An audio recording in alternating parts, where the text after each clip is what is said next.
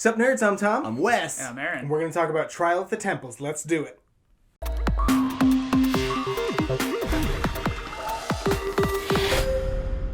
So in Trial of the Temples, we're all wizards who are working on our magic in this special temple, and we're gathering these magic cores that will give us new abilities and things. At the beginning of each round, we're going to be placing our guys on this board out here and kind of bidding / drafting what we want to for that round, with the resources and the action tokens and things. Ongoing train wreck aside. Well, you are bidding though. You're saying, I want all of this, but then it's also a draft because you're not really going to get that. So it is. I think it's called worker placement, but it's not the type of worker placement you would think. It's probably worker placement is the closest.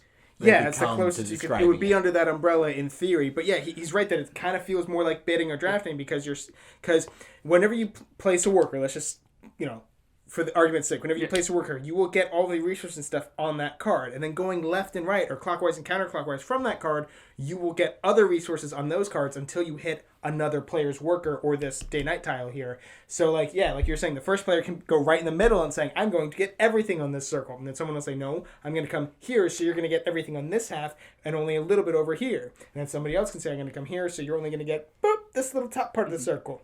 So it's like a pie that we're all dividing up. And it definitely makes some really interesting decisions because when you're like the third or the fourth player going, you're like, one, I want to go here to get my things, but if I go, I really want this card.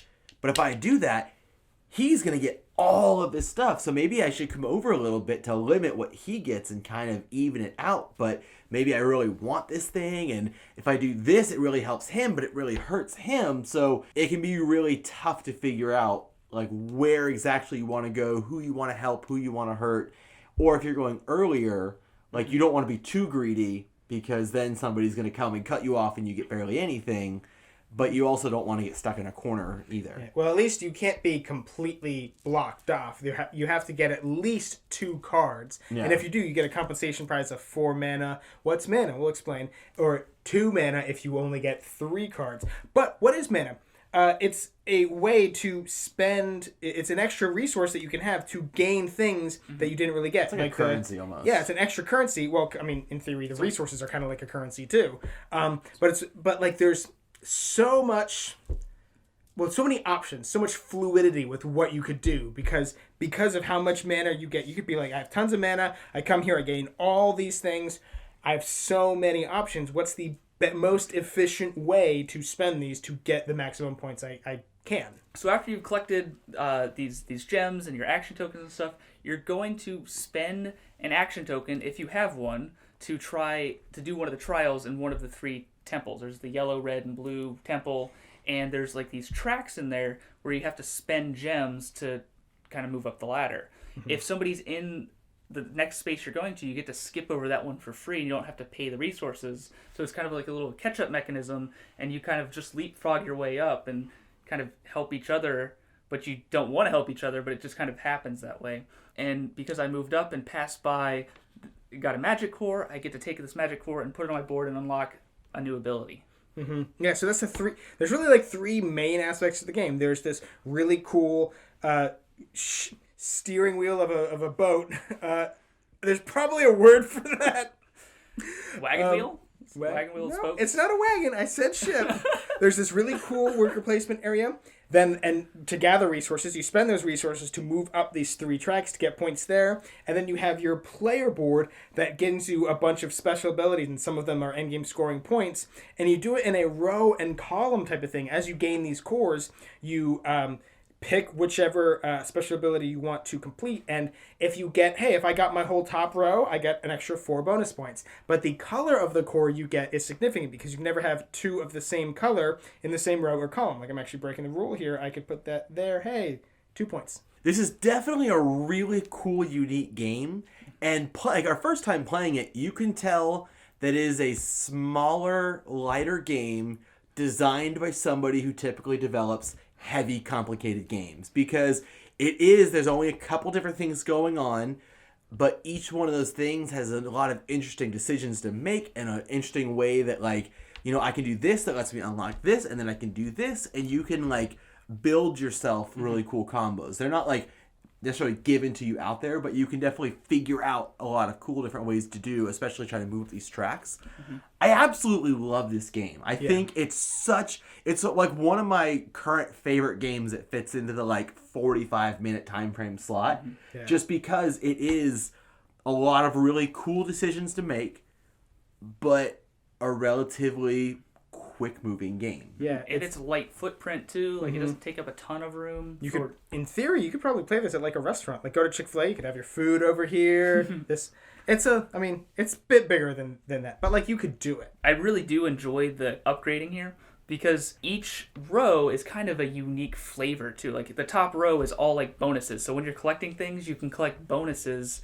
Like if you collect a blue, you get an extra blue, but it's once per turn. The second row is a lot of like exchanging things. The third row is mostly victory points, but it helps you store up resources, or there's one that's just straight victory points. And the bottom row are bonuses that are instant that give you extra mana and an extra resource, so that on your following turns, if you haven't passed and you still have some action tokens and stuff, you could take more actions and really, ramp up on these in these temples. So if I were to have some negatives with Shut it, up. No Get out of if I here. were to have, it can be a little bit fiddly trying to, jumble all these resources in your head, like especially towards the end when you're trying to figure out, well, I have, 3 of these action tokens. I want to move up these tracks, but I could spend mana to swap to get to that resource, or I could use this swap here to flip that to a purple to move up there, and then but if that person jumps over there, that'll mess up my plans. If you ever played like Imperial Settlers, it'll feel like that. We have all these options and all these actions. You're like, what's the best order? Wait, how many resources am I going to get when I do this? And the other thing is, especially in a 3-player game, also in a 4-player game, but there can be a little bit of a king-making type of thing, especially when you're the last person to play in the worker placement. You can kind of be like, well, who do I want to screw over the most? Do I want to screw over this person or that person? And that dynamic, I think it does feel overall pretty balanced, because again, if you put the last player in a position to where they could do that, sure, that's a little bit on you. But because those interactions could happen, it does feel a little bit, I don't know. That just becomes a flaw for me. Again, I think this game shines at 4 players. It's definitely best. The 2-player is a variant, and I haven't done that, so... Everything he just said are things that I love about it. If I were to fish for a complaint, I would wish that this was like one of those dual-layered boards, so that these would click in and your mana would kind of stay a little better. But I wish that there were iPads for every player in the box. Yeah, and you just scroll, and it's a video game, and... Damn it, Aaron, stop talking!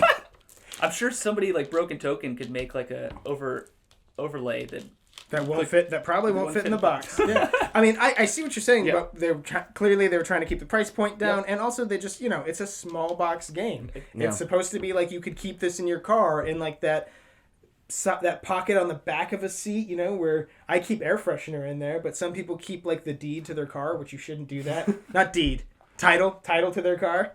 All right, so one more thing that I really liked about this game is all these places that you're going on to get resources have a day side and night side, and every round, like the barrier between day and night moves, and then the tiles, not all necessarily, but there's like a flipping of tiles where the ones that were night become day, and however many this moves, now those become night.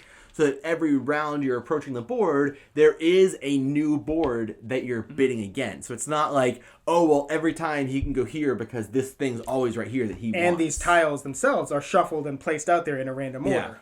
Yeah, very unique, super cool. If you were looking for a not light game, but I would say a good cool down game after a very big brain burnery game, then we all highly, highly recommend Trial of the Temples. We're going to put a purchase link in the description box down below. Go get yourself a copy. And while you're down there, don't forget to subscribe. So you'll never be bored. that was not